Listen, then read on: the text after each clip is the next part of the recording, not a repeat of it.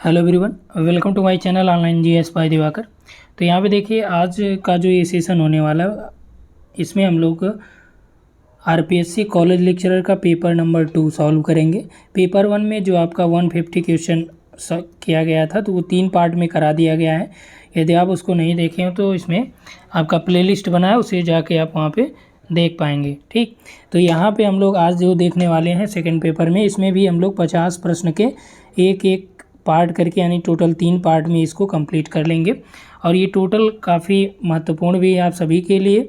और साथ ही साथ यदि आप बैच से जुड़ना चाहते हैं जो कॉलेज लेक्चरर या आरपीएस यूपीएचईएससी का है तो आप इस नंबर पे व्हाट्सअप कर सकते हैं, वहाँ आपको कंप्लीट डिटेल मिल जाएगा।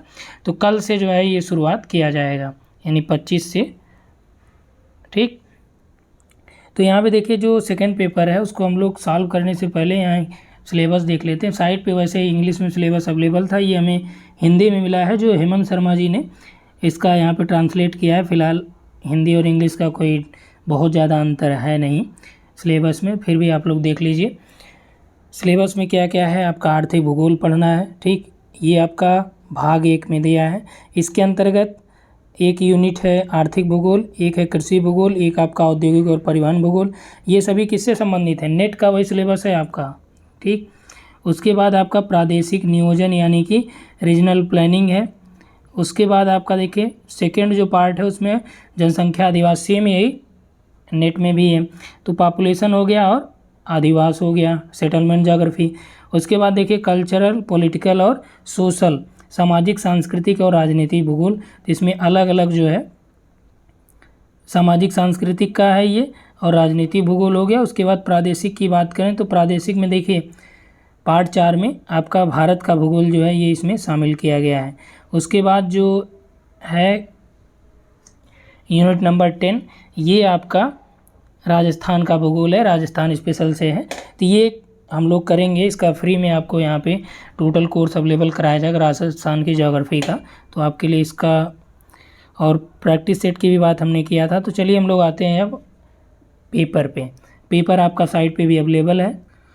यहाँ पे देखिए पहला जो प्रश्न दिया गया तो इसमें कितना है आपका आर्थिक भूगोल हो गया, पॉपुलेशन है। आर्थिक भूगोल में आपको एग्रीकल्चर पढ़ना है, रीजनल प्लानिंग पढ़ना है। ठीक, पॉपुलेशन और अधिवास है। उसके बाद आपका कल्चरल और पॉलिटिकल है, फिर आपका इंडिया है।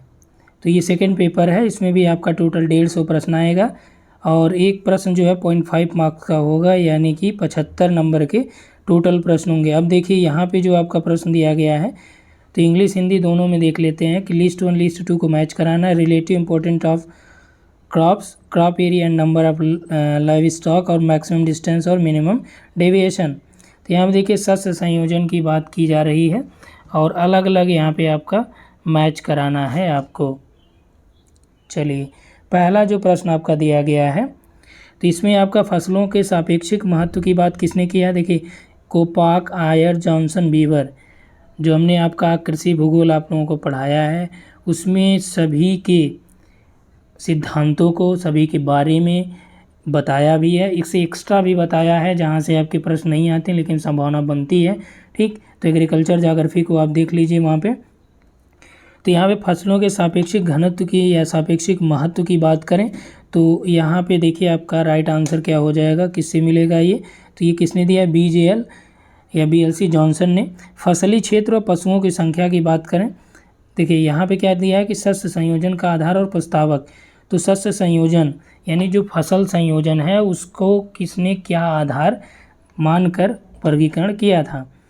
तो फसलों के सापेक्षिक महत्व को आधार किसने माना? जॉनसन ने। फसली क्षेत्र और पशुओं की संख्या को किसने माना? तो ये कोपाक ने। ठीक, अधिकतम दूरी को किसने आधार बनाया था? तो अधिकतम दूरी को अय्यर महोदय ने। और न्यूनतम विचलन की बात करें तो JC वीवर का है। ठीक, मिनिमम डेविएशन की बात करें तो किसका है? ये JC वीवर का है। ठीक, तो यहाँ पे राइट आंसर क्या हो जाता है? फर्स्ट। इनके सभी के आपका संयोजन प्रदेशों के वर्गीकरण के बारे में आपको डिटेल में कराया गया है। यदि आप कोर्स को लेना चाहते हैं तो आप व्हाट्सअप कर दें ठीक इस नंबर पे, तो वहाँ आपको कंप्लीट डिटेल उपलब्ध करा दिया जाएगा। चलिए नेक्स्ट यहाँ पे प्रश्न दिया गया है कि व्हिटलसी ने विश्व को जितने कृषि विभागों में विभाजित किया वह क्या है। बहुत आसान है, लेकिन यहाँ पे एक प्रश्न आपका कठिन जो बनता है कि किन फैक्टर्स को इन्होंने आधार बनाया था। तो इन्होंने 5 आधार बनाए थे और इसी के आधार पर इन्होंने कितने वर्गीकरण किए थे। विश्व को 13 कृषि प्रदेशों में इन्होंने बांटा था। ठीक, तो इसमें राइट आंसर आपका हो जाएगा 3 यानी कि 13। ठीक, उसके बाद आइए क्वेश्चन नंबर 3 देखते हैं कि the word city region was coined by. तो देखिए सिटी रीजन जो शब्द है इसकी रचना किसने की है। टेलर ने, गार्नियर ने, गेडीज ने या नार्दन ने। तो यहाँ पे देखिए जो सिटी रीजन है ये नगरीय प्रदेश है, इस शब्द को दिया है पैट्रिक गेडीज ने। उसके बाद आते हैं नेक्स्ट जो है क्वेश्चन नंबर 4। इसमें दिया है कि if primate city has population of 20 lakh the population of 4th rank city in the region according to the rank size rule will be. देखिए जो प्रश्न है ये आपका कोटि आकार नियम से है। ठीक, जीके जिफ का कोटि आकार नियम से है और उसमें उन्होंने ये बताया था कि जो पॉपुलेशन का जो क्रम है यानी कि जो शहर है वो जिस क्रम का शहर है उससे उसके टोटल पॉपुलेशन में भाग दे दिया जाएगा तो उस जनसंख्या के कोटि आकार की बात पता चल जाएगी। तो यहाँ पे देखिए हमारे पास क्या दिया है, प्रधान नगर की जनसंख्या प्राइमेट सिटी की, और कह रहा है कि उस क्षेत्र का जो है ये कौन सा कोटि का नगर है, चतुर्थ कोटि का नगर है। ठीक, तो जनसंख्या कोटि आकार नियम के अनुसार जनसंख्या क्या होगी। तो जो चतुर्थ कोटि नगर की जो जनसंख्या क्या होगी 20/4 हो जाएगी, क्योंकि इनका फार्मूला यही है कि जो population of primate city divide by जो nth यानी कि किस कोटि का वह नगर है। यदि 10वें कोटि का नगर 10 से डिवाइड कर दे, दूसरे कोटि का नगर है 2 से कर दीजिए। ठीक, जिस कोटि के नगर की जनसंख्या निकालनी है तो वैसे आपका निकल जाएगा। तो 20 लाख/4 हो गया। ठीक, तो आ जाएगा कितना 4×5 = 20, 5 लाख आ जाएगा। ठीक, उसके बाद देखिए क्वेश्चन नंबर 5 नगरीय उपांत अर्बन फ्रिंज क्या होता है। ठीक, तो यहाँ पे नगर के चारों ओर उसकी प्रशासनिक सीमा से परे क्षेत्र, नगर के चारों ओर किंतु उसकी प्रशासनिक सीमा के भीतर क्षेत्र, पूरक नगर या अंतः नगर। ठीक, यानी तो नगरीय उपांत क्या होता है, अर्बन फ्रिंज क्या होता है, इसको समझिएगा। एक नगर ये हो गया। ठीक, और इस नगर से संलग्न जो ये एरिया होता है यानी जो इसके आच्छादन प्रभाव से ये प्रभावित होता है। ठीक, तो इसे बोला जाता है फ्रिंज। तो जबकि यहाँ पे क्या होता है कि इस नगर का जो प्रशासनिक क्षेत्र है वो यहीं तक सीमित है। ठीक, उसकी बाउंड्री यहीं तक है, लेकिन इसका प्रभाव क्षेत्र यहाँ पे, जैसे आपका मान लीजिए NCR ले लिया जाए। ठीक, NCR का जो दिल्ली कैपिटल रीजन है, ठीक, नेशनल कैपिटल रीजन, वो यहाँ तक है, लेकिन इसके आसपास का क्षेत्र भी इससे प्रभावित होगा जब इसका विकास किया जाएगा। ठीक, तो यही इसका क्या होता है, ये फ्रिंज एरिया बोला जाता है या उपांत क्षेत्र होता है। तो ये क्या होता है कि नगर के चारों ओर का क्षेत्र तो होता ही है, जो नगर है इसके चारों ओर। ठीक, लेकिन ये इस नगर का जो एडमिनिस्ट्रेटिव बाउंड्री है उससे ये बाहर होता है। ठीक, तो राइट आंसर आपका इसमें 1 हो जाएगा। आगे देखिए दिया है कि genetic approach in study of settlement geography was propagated by. तो अधिवास भूगोल के अध्ययन में जो अनुवांशिक उपागम है इसके जनक कौन है, माइजेन, यूनिकुरा, डॉक्सियाडिस या सीफर। ये देखिए हमने आपको कराया है अधिवास भूगोल का जो शुरुआत का ही, उसमें हमने आपको उपागमों के बारे में बताया है, अप्रोचेज के बारे में, जो अधिवास भूगोल के जितने अप्रोचेज हैं। तो इसको जो जेनेटिक अप्रोच की बात किया है तो ये माइजेन ने किया है। डॉक्सियाडिस के भी बारे में बताया, सेफर के भी बारे में बताया। ठीक, तो अधिवास भूगोल के अध्ययन में जो जेनेटिक अप्रोच का यूज किया है वो माइजेन ने यूज किया है। ठीक, तो अगला देखिए क्वेश्चन नंबर 7 आपका दिया है कि क्रिस्टालर का जो केंद्रीय स्थल सिद्धांत है जिस अभिधारणा पर आधारित नहीं है वह कौन सा है। यानी कि जो इनकी मान्यताएं रही हैं किसकी, क्रिस्टालर की। इसमें बोल रहा है कि क्रिस्टालर की कौन सी मान्यता सेंट्रल प्लेस थ्योरी से रिलेटेड नहीं है। तो क्या क्षेत्र में सर्वत्र समतल मैदान के बारे में इन्होंने बात किया था। तो जी हाँ, इन्होंने समदैशिक प्लेन की बात की थी। ठीक, जो सेंट्रल प्लेस थ्योरी क्रिस्टालर ने दिया तो उनकी मान्यता ये थी, एजम्पशन उन्होंने किया था कि जो रीजन होना चाहिए वो कैसा होना चाहिए, समदैशिक प्लेन होना चाहिए। क्षेत्र में सर्वत्र समरूप उपजाऊ मृदा होनी चाहिए। उसके बाद क्षेत्र में सर्वत्र समरूप जलवायु परिस्थितियाँ होनी चाहिए। उसके बाद क्षेत्र में सर्वत्र समरूप ग्रामीण जनसंख्या का वितरण, ये भी इन्होंने माना था। लेकिन जो केंद्रीय स्थान सिद्धांत में क्रिस्टालर ने नहीं माना था वो आपका है कि जलवायुविक परिस्थितियाँ, ठीक, जलवायुविक परिस्थितियों के बारे में उन्होंने कोई बात नहीं की थी, क्या उनका एजम्पशन इससे रिलेटेड नहीं था। आगे देखिए, according to Christaller K value based on marketing principle is, तो के का वह मान जो बाजार से संबंधित होता है, तो के का वह मान जो बाजार से संबंधित होता है वो कौन सा है, तो K3 जो है आपका, ये क्या होता है, बाजार से संबंधित होता है। K3 जो है बाजार से होता है। अब आप लोगों के लिए ये प्रश्न है, K=4 और K=7, ठीक, 4 और 7 किससे संबंधित होता है, ये आप लोग कमेंट में बताएंगे कि जो क्रिस्टालर का सिद्धांत है K4 और K7 किससे संबंधित है, ठीक, कमेंट में आप लोग बताइएगा।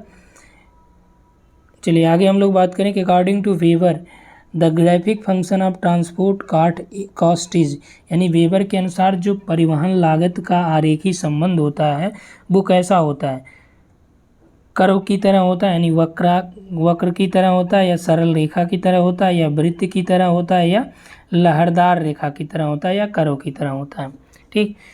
तो वेबर के अनुसार जो परिवहन लागत है उसका जो आरेख होता है वह कर्व की तरह होता है, ठीक, यानी वक्र की तरह होता है। वेबर का जो सिद्धांत आप लोगों ने देखा होगा वहाँ पे आपको ये चीज़ें बताई गई। Break of the bulk, break of bulk refer to, यानी कि ब्रेक ऑफ बल्क से तात्पर्य क्या होता है।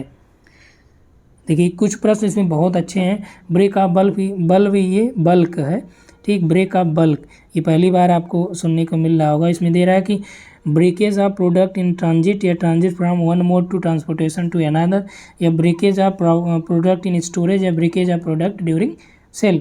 यानी कि जो ब्रेक ऑफ बल्क होता है इसका मतलब कि मार्ग में उत्पाद की टूट फूट होती है या फिर परिवहन के एक साधन से दूसरे साधन में अदला बदली। तो जो ब्रेक ऑफ बल्क होता है ये क्या होता है, परिवहन का एक साधन से दूसरे साधन में अदला बदली, ठीक, यानी कि इंटरचेंज करते हैं या ट्रांसफ़र करते हैं। चलिए नेक्स्ट देखते हैं 11वां प्रश्न। According to the Weber the least cost location of manufacturing using ubiquitous raw material occur near, यानी कि कह रहा है कि वेबर के अनुसार सर्वव्यापी कच्चे माल का उपयोग करने वाले उद्योगों की न्यूनतम लागत स्थिति जिसके निकट होती है वह कौन सा है। कौन सा, सर्वव्यापी कच्चे माल, यानी ऐसा कच्चा माल जो हर जगह व्याप्त हो। तो उसमें जो इंडस्ट्री लगेगी वो कहाँ पे लगेगी, तो ऐसा जो यूबिक्विटस रॉ मटेरियल यदि है तो यूबिक्विटस यानी कि हर जगह पर्याप्त मात्रा में उपलब्ध है।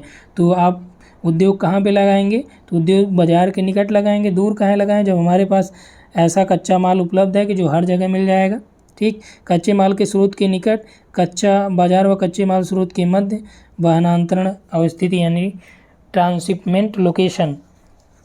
तो वेबर ने ये बोला कि कच्चे माल का उपयोग करने वाले जो हर जगह उपलब्ध है, सर्वव्यापी कच्चे माल का उपयोग करने वाले उद्योग की न्यूनतम लागत स्थिति जिसके निकट होती है वह कौन सा होता है, बाजार के निकट जो है न्यूनतम लागत स्थिति उसकी होती है, क्योंकि वहाँ पे जो कच्चा माल है वो हर जगह उपलब्ध है। चलिए 12वां प्रश्न देखिए। डेविड एम स्मिथ का जो इंडस्ट्रियल लोकेशन थ्योरी हमने आपको बताया भी है। तो स्मिथ का जो इंडस्ट्रियल लोकेशन थ्योरी इसमें बोल रहा है कि जिन तथ्यों को सम्मिलित किया गया वो कौन सा है।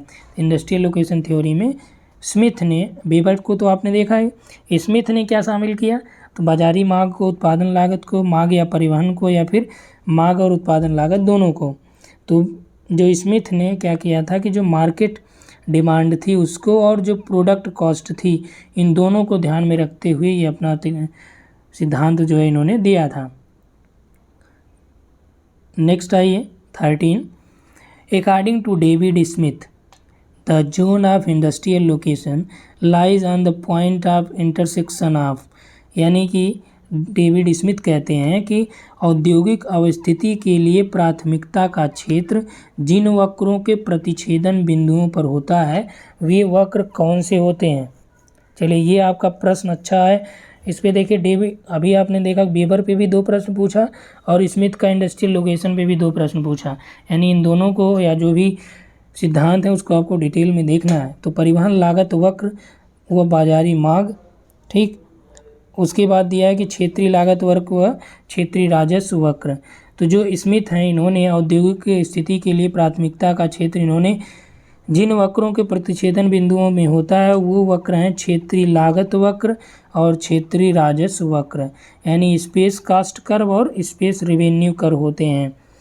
अगला देखिए अकॉर्डिंग टू हूवर, अभी आपने देखा वेबर, स्मिथ, अब आते हैं Hoover. According to Hoover which of the component production cost, यहाँ पे दिया है कि हूवर के अनुसार जो उत्पादन लागत के 3 सही अवयव कौन से हैं, कच्चे माल के एकत्रण की लागत, या फिर उत्पादन प्रक्रिया की लागत, या उत्पाद के बाजार का आपूर्ति की लागत, या टूट फूट की लागत। तो हूवर का जो बाजार सिद्धांत है ये किससे संबंधित है, ठीक। और इसमें पूछ रहा है कि सही कौन से कंपोनेंट इसमें दिया गया है, ठीक।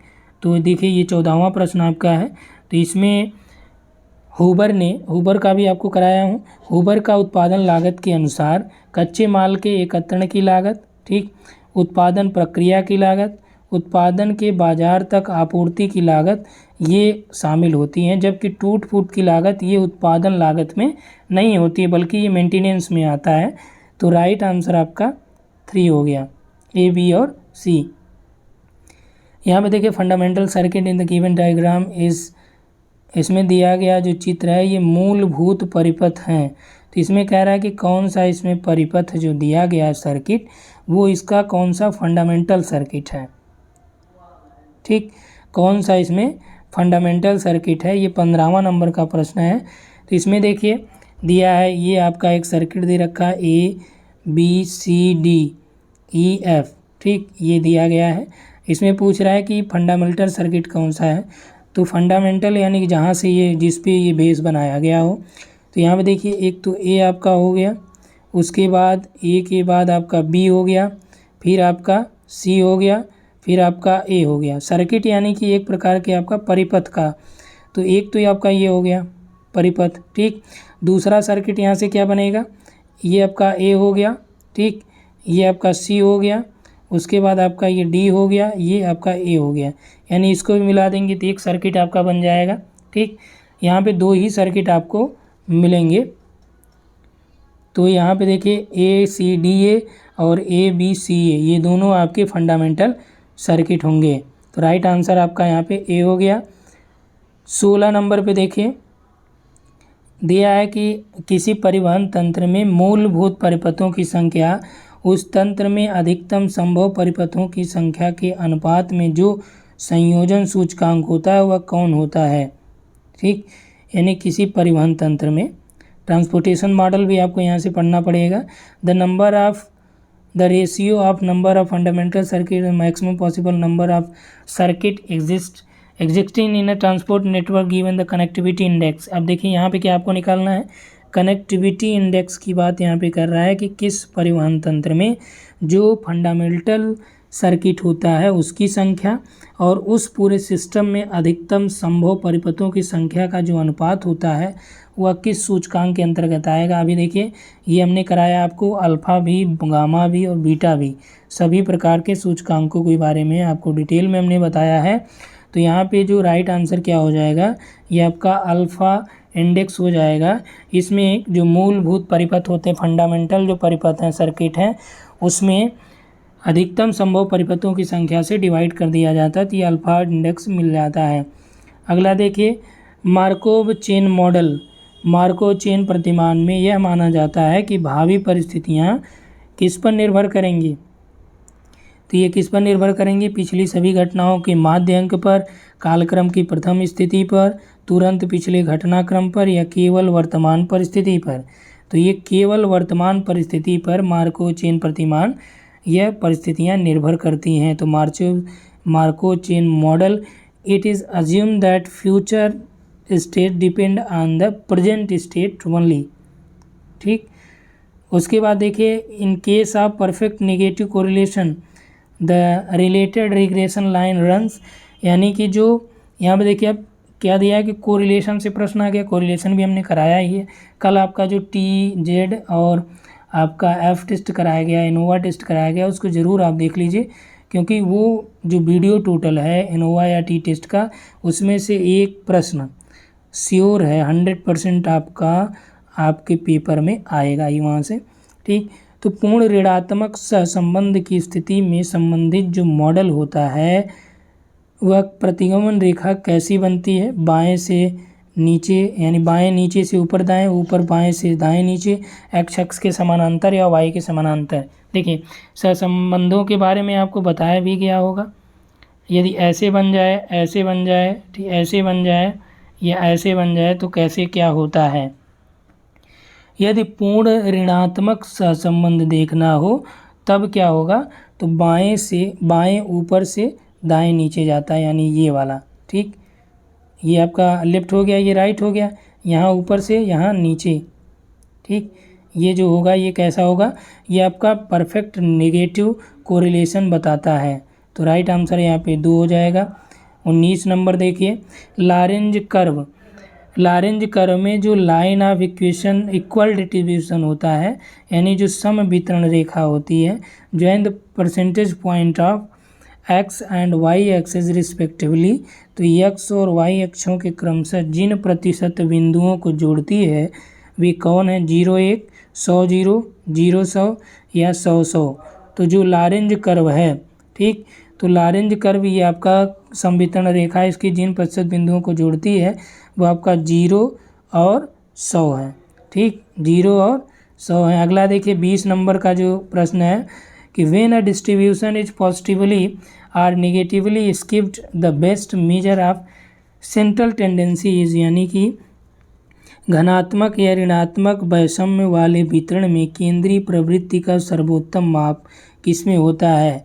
ठीक, यहाँ पे कह रहा है कि जो धनात्मक यानी पॉजिटिव या निगेटिव जो वितरण होता है, ठीक, उसमें जो आपका सेंट्रल टेंडेंसी होती है, यानी कि केंद्रीय प्रवृत्ति होती है, वो सर्वोत्तम माप किस में होता है, माध्यिका में, बहुलक में, माध्य में या माध्य बहुलक दोनों में। ठीक, तो ये आपका 20 नंबर का प्रश्न है।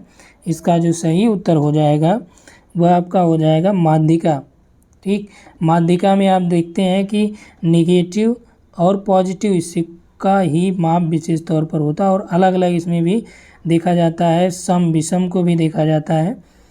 अगला देखिए, the regression equation is reduce to Y is equal to A if Y is, यानी कि प्रतिगमन समीकरण जो y is equal to a plus B X होता है।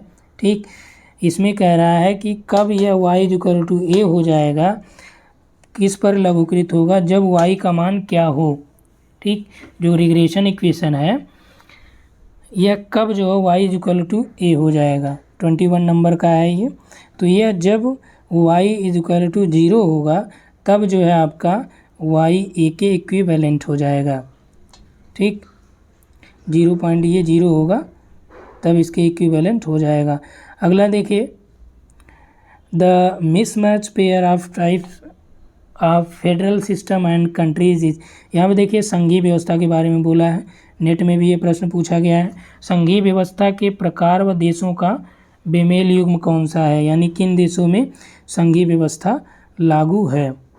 ठीक, 22 नंबर का प्रश्न है। तो पारस्परिक हित मैक्सिको, समझौता नाइजीरिया, केंद्रीकृत चीन, आरोपित पाकिस्तान। तो इसमें जो आपका बेमेल है यानी जो मैच नहीं है वो आपका पारस्परिक हित मैक्सिको है, जबकि संघीय व्यवस्था का प्रकार नाइजीरिया में समझौता संघीय व्यवस्था है, चीन में केंद्रीकृत। इसका मतलब ये होता है कि जैसे सेंट्रलाइज, चीन क्या है, सेंट्रलाइज्ड है, यानी कि वहाँ पे आपका पूंजीवादी ज़्यादातर।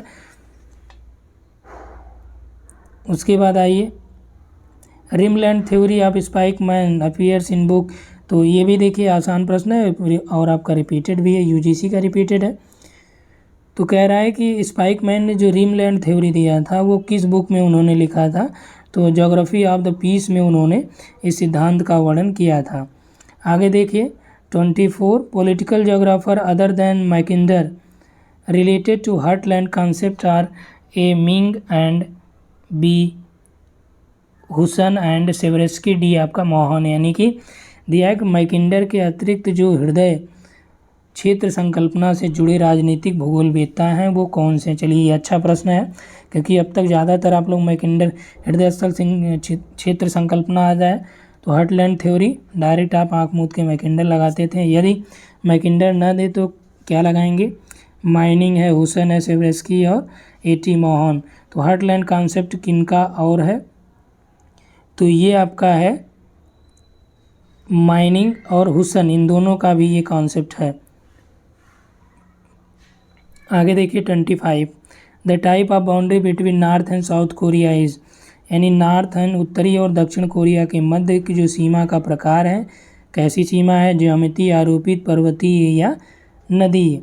तो किस प्रकार की सीमा है ये, तो अब देखिए कई जगह जैसे भारत और पाकिस्तान के बीच जो सीमा है, ठीक, पहला तो अभी आपका जो पिछले वाले में यूजीसी में पूछा गया था प्रश्न, उसमें उन्होंने कल्चरल बाउंड्री से आंसर दिया, ठीक। यह एक प्रकार का आरोपित सीमा भी हो जाएगा क्योंकि ये स्वतंत्रता के बाद बनाई गई है, ठीक। अध्यारोपित भी आप कह सकते हैं। तो यहाँ पे दिया है कि ज्योमिति और आरोपित, तो 25 में देखिए राइट आंसर आपका हो जाएगा। इनकी जो सीमाएं हैं नॉर्थ कोरिया साउथ कोरिया की ज्योमेट्री और सुपर इम्पोज्ड अध्यारोपित दोनों हैं, ठीक। यानी कि ज्योमेट्रिक भी हैं और सुपर इम्पोज्ड भी हैं, तो राइट आंसर आपका सेकंड हो जाएगा। अगला देखिए 26, इसमें दिया है कि रोमन भाषाई वर्ग में, जो भाषाई वर्ग है यानी कि ग्रुप ऑफ लैंग्वेज जो हैं उसको अलग अलग हम लोग देखेंगे ही। तो रोमन, ये देखिए आपका नेट में सिलेबस तो है नहीं, फिलहाल उसमें भी ये पढ़ लिया जाएगा। आगे देखिए 26 में बोल रहा है कि रोमन भाषा वर्ग के अंतर्गत कौन शामिल होता है, तो इसमें आपका मंगोलिया, जर्मन, फ्रेंच, इटालियन, चीन, मंगोलियन, थाई, वियतनामी, उर्दू अरबी, रोमानियन, इटालियन या स्पेनिश, पुर्तगाली, फ्रेंच, इटालियन। तो रोमन जो लैंग्वेज ग्रुप है उसमें आपका स्पेनिश, पुर्तगाली, फ्रेंच और इटालियन आते हैं। 27 देखिए, 27 में world language by number of speaker in decreasing order are 2014, यानी कि बोलने वाले लोगों की संख्या के घटते हुए क्रम में विश्व की कौन सी भाषा है, तो यानी कि घटते क्रम में सबसे ज़्यादा, उसके बाद कम, उसके बाद कम, उसके बाद कम, यानी कि सबसे ज़्यादा जो भाषा बोली जाती है वो कौन सी है, तो सबसे ज़्यादा जो बोली जाती है वो मंडेरियन है, मंडेरियन, फिर इंग्लिश है, फिर हिंदी है। कैसे मंदारिन है, मंदारिन क्योंकि चीन के जो पॉपुलेशन है वो भी ज़्यादा है, तो जाहिर सी बात है कि जो टोटल बोला जाएगा तो उसकी अपेक्षा ये ज़्यादा ही होगा। हालांकि अन्य देशों में भी उसके समयपूर्ति में भी ये बोला जाता है, ठीक। चलिए आगे हम लोग बात करें 28, यूएसए का अधिकतम सांस्कृतिक विविधता वाला कौन सा भाग है, यानी कि जो संयुक्त राज्य अमेरिका है वहाँ पे मैक्सिमम कल्चरल डाइवर्सिटी कहाँ पे देखी जाती है, तो उसका जो दक्षिण पूर्वी क्षेत्र है, ठीक। यूएसए का दक्षिण पूर्वी क्षेत्र है वहाँ पे मैक्सिमम कल्चरल डाइवर्सिटी देखी जाती है।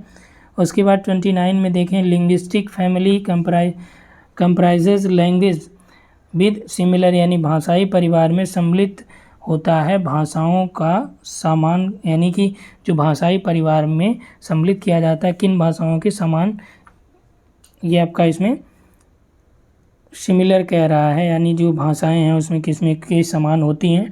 तो 29 में देखिए, उद्भव, ध्वनि और संस्कृत, उद्भव, व्याकरण और ध्वनि। तो जो भाषाई परिवार है उसमें भाषाओं के समान रूप में किसको सम्मिलित किया जाता है, उद्भव, व्याकरण, रूप और ध्वनि को, ठीक, यानी origin, grammatical form and sound को इसमें शामिल किया जाता है। अगला देखिए 30 जो प्रश्न है, 30वां प्रश्न है, इसमें दिया है कि यदि वानथ्यूनन के प्रतिमान में खेत से बाजार की दूरी को स्वतंत्र चर मान लिया जाए तो आर्थिक किराए को निर्धारित करती है, क्या निर्धारित करती है, तो क्रियात्मक प्रतिगमन समीकरण का रूप क्या होगा, यानी कि इसमें बोल रहा है कि यदि हम लोग वानथ्यूनन के मॉडल से, यानी वानथ्यूनन के जो प्रतिमान में खेत से बाजार की दूरी को स्वतंत्र चर यानी इंडिपेंडेंट वेरिएबल मान लें, जो क्या करेगा, जो आर्थिक किराए को निर्धारित करेगा। तो जो क्रियात्मक यानी ऑपरेशनल रिग्रेशन इक्वेशन है वो इसमें क्या होगा, y is equal to a plus B X या a माइनस बी एक्स या a minus A plus B X या a होगा। ठीक, तो इसमें जो राइट आंसर आपका हो जाएगा, जब स्वतंत्र चर मान लिया जाएगा तब वह जो आपका ऑपरेशनल हो जाएगा y is equal to a minus B x. 31 में देखिए, the geographer who applied von Thunen model agriculture location in Europe. चलिए, वान थ्योनिन के कृषि औस्थितिकी मॉडल को यूरोप में लागू करने वाला भूगोलवेत्ता कौन है। ठीक, यानी कि यूरोप में किसने वान थ्योनिन के मॉडल को लागू किया है। तो यल साइनन, जोनासन, बुकानन और बंगी। तो इसमें है जोनासन ने वान थ्योनिन के कृषि औस्थितिकी मॉडल को यूरोप पर लागू किया है। ये देखिए, हमने आपको नोट्स में ये जोनासन का मॉडल भी पढ़ाया है, पूरा डिटेल में बताया भी है। और यूएसए में किसने किया, यूरोप में किसने किया, भारत में किसने किया, सभी चीज़ों के बारे में वहाँ डिस्कस हुआ है। आगे देखिए, लिस्ट 1 लिस्ट 2 को मैच कराना है। ठीक, लिस्ट 1 में आपका दिया है कि method of measuring agriculture productivity, यानी जो कृषि उत्पादकता है उसको मापने के जो तरीके हैं उसका एक तरफ दिया गया है, और किसने उन तरीक़ों को दिया है दूसरी तरफ आपका दिया है। और ये सभी तरीका हमने आपको नोट्स में कराया है, उसमें आप देखेंगे डायरेक्ट आपको ये चीज़ें मिल जाएंगी। ठीक, ये हमने पढ़ाया आपको। कोटि गुणांक विधि, तो कोटि गुणांक विधि किसकी है, केंडाल महोदय की है, यूजीसी में पूछा गया। भारित कोटि गुणांक विधि ये आपका देश पांडे की ही है। ठीक, सप्रे और देश पांडे। प्रमाणिक विचलन विधि, तो प्रमाणिक जो विचलन विधि है ये आपका BN सिन्हा की है। ठीक, प्रमाणिक विचलन विधि BN सिन्हा की है। और उसके बाद जो है वहन क्षमता किसकी है, तो स्टाम्प की है। तो इसमें राइट आपका हो जाएगा 4। वहन क्षमता किसकी है, LD स्टाम्प की है। ठीक, ब्रिटेन के संबंध में है। अगला देखिए, inverse distance law of migration was expounded by, तो प्रवास के दूरी व्युत्क्रम नियम का प्रतिपादन किसने किया था। ठीक, स्टॉफर लार्सन, जंक्शन या जिफ। प्रवास से के दूरी व्युत्क्रम नियम की, यहाँ पे प्रश्न आपसे जो पूछा गया है कि प्रवास का दूरी का व्युत्क्रम नियम किसका है, तो ये जिफ ने दिया है। ठीक, आगे देखिए, रिटर्न माइग्रेशन इज, तो प्रतिगमन प्रव्रजन, यानी कि जो माइग्रेशन रिटर्न होता है वो क्या होता है कि प्रव्रजन के बराबर आवर्जन की स्थिति, यानी कि the status when out migration equal immigration, यानी कि जो आउट माइग्रेशन लोग बाहर जितना गए हैं उतना अंदर आए हैं, तो ये जब बराबर हो तब उसे प्रतिगमन प्रव्रजन कहेंगे। या डिपोर्टेशन ऑफ इलीगल माइग्रेंट्स, यानी कि अवैधानिक लोगों का यहाँ से जब उन्हें बाहर कर दिया गया हो। प्रवासियों द्वारा अपनी बचत स्वदेश भेजना, यानी जो माइग्रेंट्स हैं वो अपनी सेविंग जो है अपनी नेटिव कंट्री में भेजते हैं, क्या उसको प्रतिगमन प्रव्रजन कहेंगे। या फिर intending migrants returning to their native country, यानी कि जो अविवाहित प्रवासी हैं वो अपने घर जब लौटते हैं तब उन्हें रिटर्न माइग्रेशन कहा जाता है। तो ये आप राइट आंसर जो है ये हो जाएगा, क्योंकि यहाँ पे देखिए क्या बोला है, रिटर्न माइग्रेशन जो कर गए हैं वो वापस चले हैं, यानी कि जो प्रवासी विदेश गए हैं वो भारत जब लौट आएंगे तो इसे क्या बोला जाएगा, रिटर्न ही तो बोला जाएगा, रिटर्न माइग्रेशन। अगला देखिए 35, भारतीय प्रव्रजकों के लिए, यानी कि भारतीय प्रव्रजकों के लिए नवीनतम औद्योगिक गंतव्य देश हैं, यानी recent additions of industrial countries as destination for Indian migrants are, तो जो इंडियन माइग्रेंट्स हैं उनके लिए जो नई औद्योगिक गंतव्य देश हैं वो कौन कौन से हैं। ठीक, तो इसमें आपका ऑस्ट्रेलिया हो गया, जर्मनी और जापान, ये न्यू डेस्टिनेशन वाली इंडस्ट्रियल कंट्री हैं। ठीक, जो भारतीय जो इंडियन माइग्रेंट्स को प्रभावित करते हैं, ऑस्ट्रेलिया, जर्मनी, जापान। 36 दिया है कि कार्यात्मक प्रदेशों को सीमांकित करने में प्रयुक्त, ये देखिए हमने आपको प्रादेशिक नियोजन का अभी PDF भी दिया है लास्ट में। ठीक, उसमें आप देखेंगे उसमें हमने फंक्शनल रीजन्स को सीमांकित करने के बारे में, उनके डेलिमिनेशन के बारे में आपको उसमें डिटेल में लिखा है कितने टाइप से उनका डेलिमिनेशन हो सकता है। तो कार्यात्मक प्रदेशों को सीमांकित करने में प्रयुक्त प्रवाह विश्लेषण, ठीक, फ्लो एनालिसिस, जिनके मध्य प्रवाह की दिशा व गहनता पर आधारित होता है, वह क्या होता है? तो वह होता है प्रधान नगर और उसके आसपास के जो सैटेलाइट टाउन यानी सराउंडिंग सैटेलाइट्स, ठीक है, सैटेलाइट टाउन कह सकते हैं आप। तो वहाँ पे ये अगला देखिए, ग्रोथ पोल थ्योरी के बारे में हमने बताया है आपको कि जो ग्रोथ पोल थ्योरी है वो किसकी है? तो ये है आपका ग्रोथ पोल थ्योरी पिराक्स महोदय की, ठीक, किसकी है? पिराक्स की है ग्रोथ पोल थ्योरी। इसके बारे में भी आपको कराया गया डिटेल में। अगला देखिए, the statistical method generally not used in delineating region is, यानी जो प्रादेशिक सीमांकन है उसमें सामान्यतः जिस सांख्यिकी विधि का उपयोग नहीं किया जाता कौन सी है? प्रिंसिपल कंपोनेंट एनालिसिस या flow analysis, regression analysis, gravity analysis. तो प्रदेशों के सीमांकन में किस सांख्यिकी विधि का उपयोग नहीं होता है, ये आपसे प्रश्न पूछा जा रहा है। तो रिग्रेशन एनालिसिस का उपयोग प्रदेशों के सीमांकन के लिए नहीं किया जाता, जबकि ग्रेविटी एनालिसिस, फ्लो एनालिसिस और प्रिंसिपल कंपोनेंट एनालिसिस का उपयोग होता है। अगला देखिए, सेलेक्ट द करेक्ट स्टेटमेंट। यहाँ पे आपको ये देखना है, 39 नंबर का प्रश्न है कि सर्वप्रथम आयरबैक ने नगरीय आकार व उनके मध्य कोटि का परीक्षण किया तथा उसके काफ़ी समय बाद जीके जिफ ने इस अवधारणा को औपचारिक रूप दिया, ठीक। उसके बाद यहाँ पे दिया है कि कोटि आकार नियम पर आयरबैक और जीके जिफ दोनों ने एक साथ कार्य किया। ये रॉन्ग है क्योंकि दोनों का जो टाइम पीरियड है ये अलग है। आयरबैक और जीके जिफ दोनों ही कोटि आकार नियम से संबंधित नहीं है, तो जब नहीं दे दिया जबकि दोनों ही संबंधित हैं। जिफ कोटि आकार नियम से संबंधित नहीं है, जिफ का ही कोटि आकार नियम में इन्होंने विशेष योगदान दिया था। तो जो 39 है इसका राइट आंसर आपका 1 हो जाएगा, यानी ए। यहाँ पे केवल एक ही सही है क्योंकि जो कोटि आकार नियम था इसके बारे में पहली बार आयरबैक ने ही बात किया था, उसके बाद जीके जिफ ने इसका विस्तार रूप दिया। अब यहाँ पे देखिए, यहाँ पे आपका दिया है कि सहसंबंध को ही दिखाना है, प्रकीर्णन आरेख दिया है और इनके दिया इसमें दिया है कि आकलन की प्रमाप त्रुटि अधिकतम किसमें होगी। जो त्रुटियाँ हैं सबसे ज़्यादा त्रुटि किसमें होगी? जब हम लोग जो स्कैटर डायग्राम यहाँ पे दिया गया है जब उसकी प्रमाप त्रुटि निकालेंगे तो मैक्सिमम त्रुटि किसमें देखने को मिलेगी। तो यहाँ पे देखिए, ये आपका लाइन में है तो इसमें त्रुटि कम होगी, ये भी आपका लगभग लाइन में ही है तो इसमें त्रुटि कम होगी, ये भी आपका लाइन में इसमें त्रुटि कम होगी, क्योंकि जो सीधे सीधे दिया गया आसानी से निकाल लेंगे। लेकिन ये वाला देखिए, ये एक प्रकार का जिगजैग टाइप का यहाँ पे है, तो ज़्यादातर जो त्रुटि आपको देखने को मिलेगी किसमें होगी?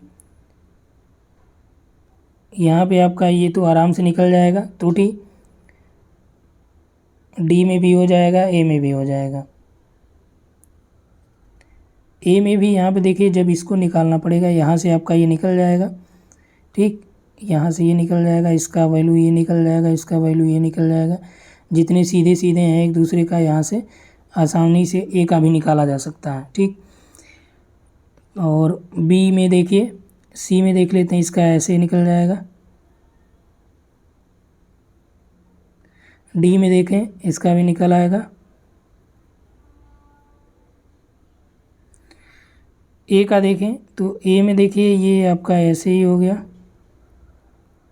जो त्रुटियां ज़्यादातर देखने को मिलेंगी वो आपका बी में देखने को मिलेंगी, क्योंकि देखिए क्यों बी में देखने को मिलेगी, क्योंकि यहाँ पे दिया है कि प्रकीर्ण आरेख के आकलन की प्रमाप त्रुटि अधिकतम किसमें होगी।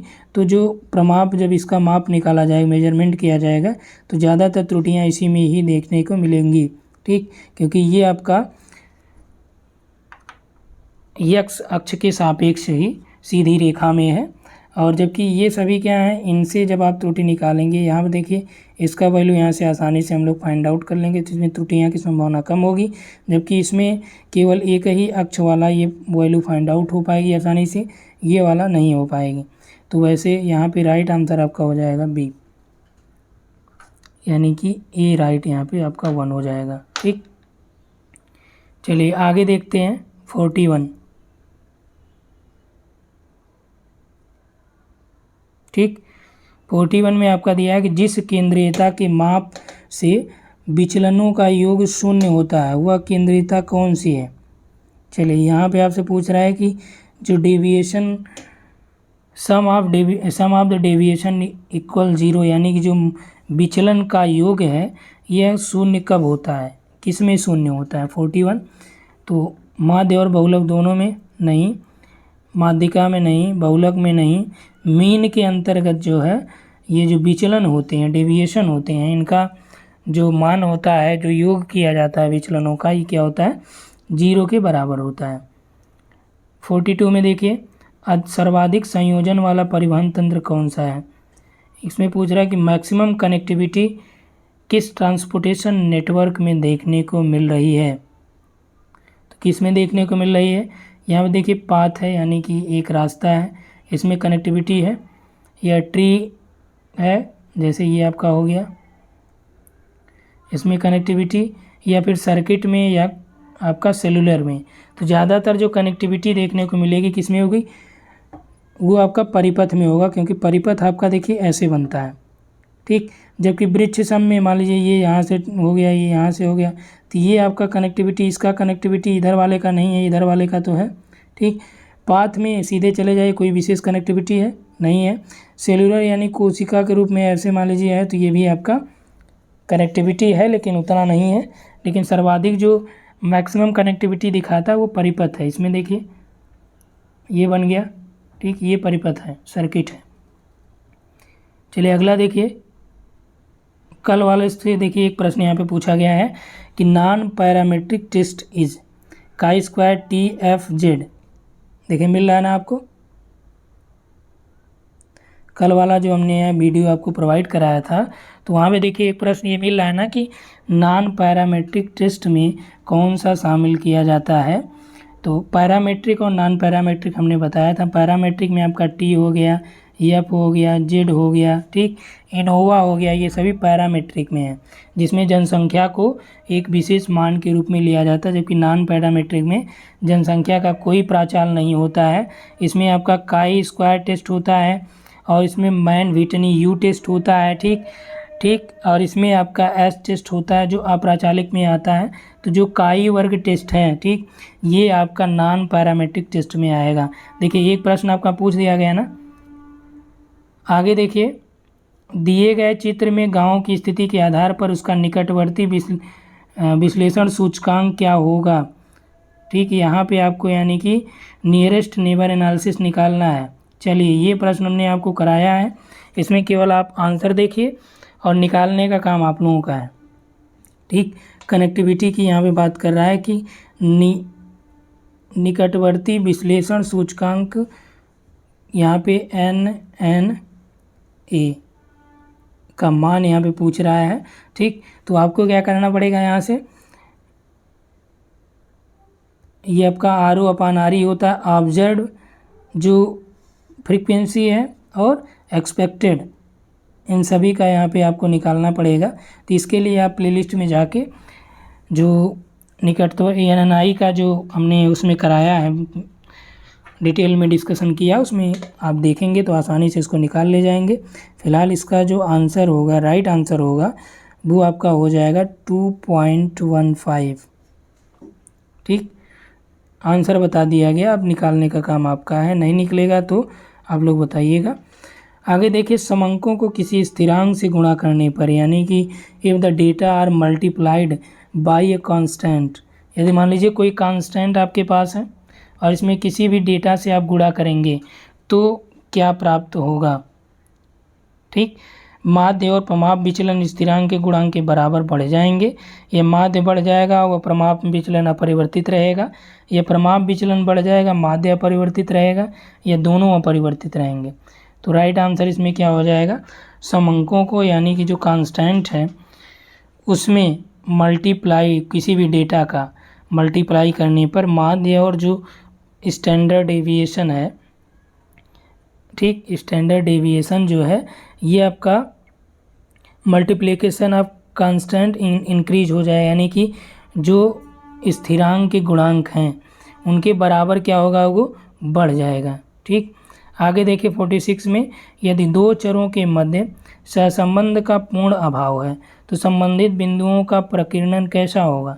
यानी कि यदि दो वेरिएबल्स दिए गए हैं, उनमें कोई भी रिलेशन नहीं है, यानी कि no correlation between two variables, the related scattering of point will be in किस टाइप का ये होगा। ठीक, तो ये आपका स्ट्रेट लाइन और पैरेलल टू आइदर एक्स और वाई एक्सिस, यानी कि जब कोई संबंध नहीं होगा तो कैसा होगा, ऐसे होगा या फिर ऐसे होगा। ठीक, यानी कि no relation between two variable, the related scattering of point will be, तो ये क्या होगा, एक्स या वाई अक्ष के समानांतर एक सीधी रेखा में होगा। और अभी आपने इसके ऊपर एक प्रश्न देखा था कि जो मैक्सिमम त्रुटियां किसमें देखने को मिलेंगी, तो जो सीधी रेखा में होगा, चाहे एक्स अक्ष के चाहे वाई अक्ष के, तो उसमें ज़्यादातर त्रुटियां देखने को मिलेंगी। इसमें भी वही चीज़ दिखा रहा है, क्योंकि यहाँ पे क्या होता है, नो कोरिलेशन मिलता है, कोई भी रिलेशन नहीं। यहाँ पे इस तरह होगा, इस तरह होगा तो रिलेशन मिलेगा। ठीक, या बीच में होगा तब भी रिलेशन मिलेगा। यदि अक्ष के समानांतर होगा या वाई अक्ष के या एक्स अक्ष के सीधी रेखा में, तो यहाँ पे क्या होगा, ये पूर्ण अभाव यहाँ पे देखने को मिलेगा, नो कोरिलेशन रहेगा। 47 में देखिए, निम्नांकित समंकों के लिए कोटि सहसंबंध क्या होगा, यानी कि the rank correlation for the following data will be. यहाँ पे देखिए कोरिलेशन आपको देखना है कि इसका रैंक कोरिलेशन किसमें क्या होगा।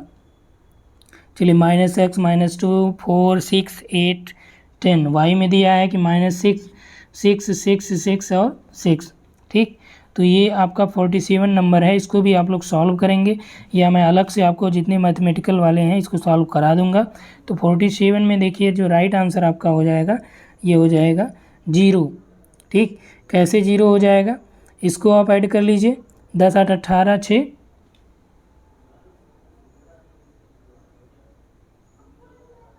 ठीक,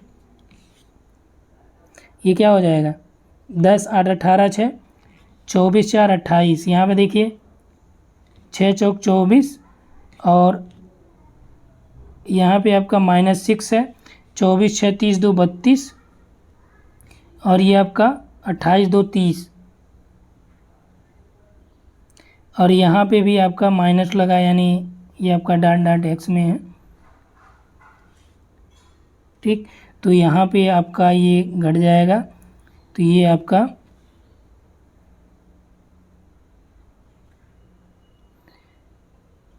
47 का जो राइट आंसर हो जाए। इसको हम लोग अलग से देख लेंगे, ठीक, कोरिलेशन के बाद, क्योंकि इसमें अलग से फार्मूला लगेगा कोरिलेशन का। ठीक, तो इसमें केवल आप यही जानिए कि इसका जो आंसर हो जाएगा वो 0 होगा। ठीक, यानी 47 में क्या हो जाएगा, 0 हो जाएगा। उसके बाद अगला देखिए 48 की बात करें तो सत्ता, संरचना, पर्यावरण, आर्थिक समानताओं के मध्य संबंध क्या कहलाता है।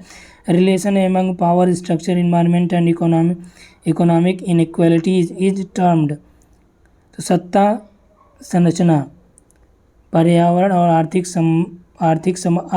आर्थिक असमानताओं के मध्य जो संबंध होता है उसे राजनीतिक पारिस्थितिकी कहते हैं, पॉलिटिकल इकोलॉजी कहते हैं। एक कॉन्सेप्ट हो रहा है, गेरीमैंडरिंग हमने पढ़ाई दी आपको। ठीक, इको टेररिज्म आपको पता है, कल्चरल डिफ्यूजन भी पता है। पॉलिटिकल इकोलॉजी क्या होता है कि जब पावर का, ठीक, यानी power structure, environment and economy inequalities का जो संबंध होता है, इसी को बोलते हैं पॉलिटिकल इकोलॉजी। 49 में देखिए, इसमें दिया है कि उत्तरी अटलांटिक महासागरीय जलमार्ग विश्व का सबसे महत्वपूर्ण जलमार्ग है। ये आपका कथन दिया है। ये देखिए पहले वाले का ही लगभग रिपीटेड है एक प्रश्न का। तो यहाँ पे दिया है कि उत्तरी अटलांटिक जो महासागरीय जलमार्ग है ये विश्व का सबसे महत्वपूर्ण भी है, बात सही है, महत्वपूर्ण और सबसे व्यस्ततम भी माना जाता है। तो ये आपका क्या है, सही है। दूसरा देखिए दिया है कि उत्तरी अटलांटिक महासागरीय जलमार्ग विकसित व विकासशील राष्ट्रों को समीप लाता है। ये बल्कि विकसित नहीं बल्कि विकासशील नहीं बल्कि विकसित। तो फर्स्ट पेपर का देखिए एक प्रश्न आपका इसी से मिल गया। इधर आपका यूरोप हो गया, इधर आपका यूएसए, इन दोनों को जोड़ता है, दोनों विकसित हो गए। ठीक, तो ये आपका रॉन्ग हो जाएगा, आर रॉन्ग है, ए राइट है। तो सही उत्तर आपका सेकंड हो जाएगा, ए सही है, आर गलत है। ठीक, लास्ट प्रश्न है जो आज का, इसको देख लीजिए। निम्न में से कौन सा देश अपने भू क्षेत्रीय आकार से सही सुमेलित है, यानी कि जो अलग देश हैं, देशों का कौन सा उनका टेरिटोरियल शेप है, जो भू क्षेत्रीय आकार है वो कैसा है। रूस का आकार कैसा है, फ्रेगमेंटेड है यानी विछिन्नाकार है। ठीक, कह रहा है कि कौन सा सही सुमेलित है, तो ये विछिन्नाकार नहीं है। चिली का विस्फोटाकार नहीं, पोलैंड संयुक्ताकार, फिलीपींस लंबाकार। तो फिलीपींस आप देखेंगे इस तरह से है तो लंबाकार तो होगा नहीं। चिली विस्फोट के आकार का नहीं बल्कि ये आपका लंबाकार है। पोलैंड जो है यहाँ पे राइट आंसर हो जाएगा 50 का। ठीक, पोलैंड जो है संयुक्त यानी कि कॉम्पैक्ट है पूरा पोलैंड। तो आज का जो ये सेशन रहा यहीं तक हम लोग देखेंगे। कल 50 नेक्स्ट देखेंगे जिसमें 50 से लेकर 100 तक प्रश्नों का डिस्कशन हम लोग करने वाले हैं। तो आज के लिए इतना ही। उम्मीद है ये टोटल आपको पसंद आएगा, तो अपने मित्रों तक शेयर करना मत भूलिएगा। ठीक, तो आज के लिए इतना ही। Thanks for watching.